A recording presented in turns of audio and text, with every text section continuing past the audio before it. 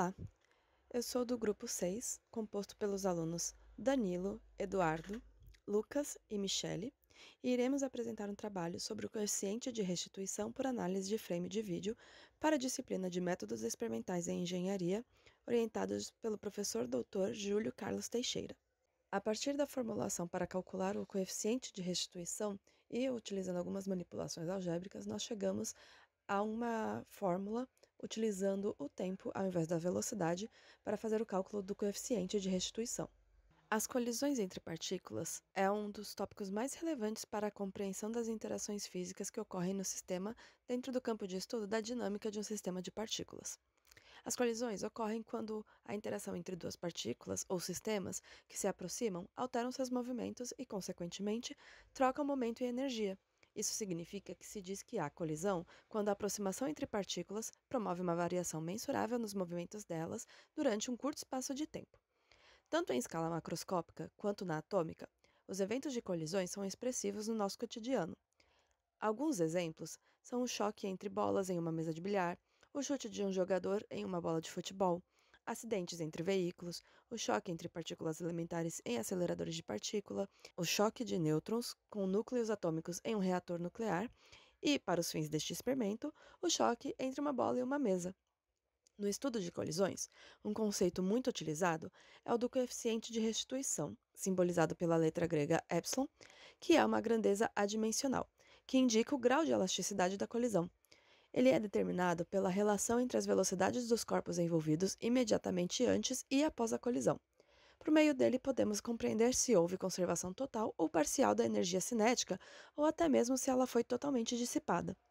Baseado nesse conceito, as colisões são classificadas como: se ε é igual a zero, é uma colisão perfeitamente inelástica. Se o ε está entre 0 e 1, nós temos uma colisão inelástica. Se o ε é exatamente igual a 1, a colisão é perfeitamente elástica.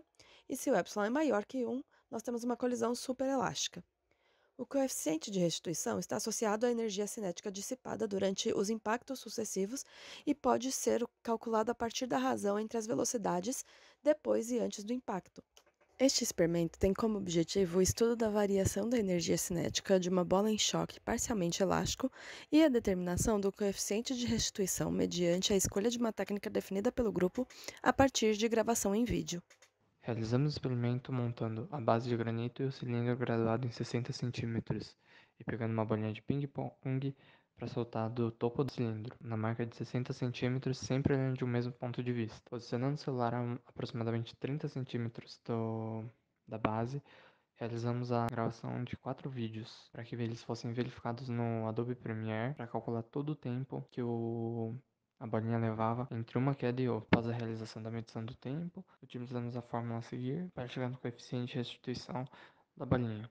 Para a construção do diagrama de Chikawa, levando em consideração a obtenção do coeficiente de restrição, temos que nosso principal método de obtenção para o coeficiente é o ΔN, são os vários diferentes tempos que nós temos, levando em consideração a calibração dos instrumentos e o operador, que são duas grandezas de influência que a gente tem para a obtenção do ΔN.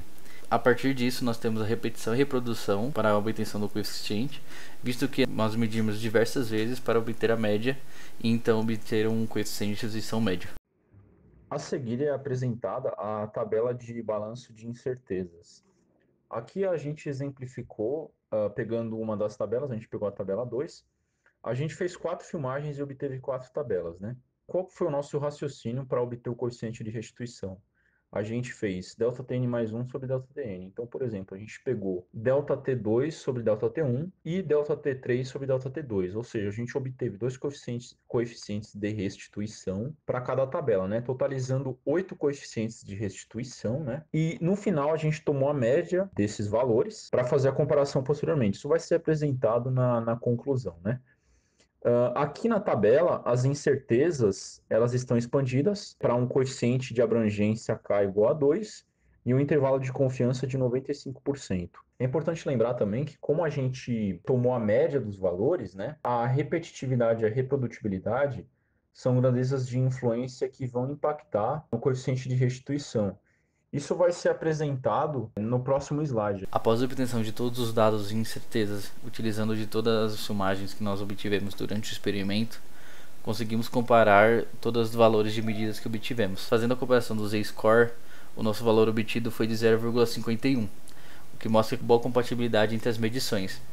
A reprodutibilidade do pré-relatório entregue estava de acordo com o desejado pelo roteiro e também houve uma grande participação individual de cada membro do grupo. Aqui temos toda a parte bibliográfica que utilizamos para o desenvolvimento do experimento, além do pré-relatório e relatório. E muito obrigado por ter assistido.